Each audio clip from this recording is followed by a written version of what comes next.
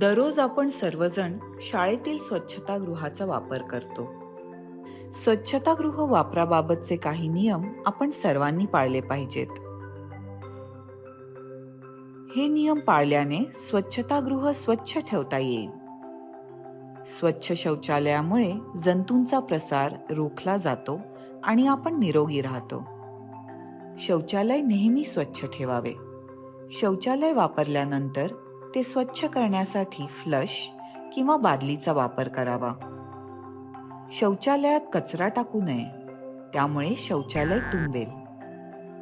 शौचालय वापरल्यानंतर आपले हात साबण आणि पाण्याने धुवावे.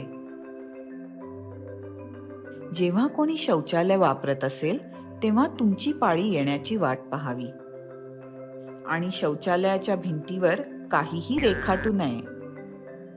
लक्षात ठेवा, स्वच्छतागृहातील चांगली वागणूक स्वतःप्रती आणि इतरांप्रती आदर दर्शवते.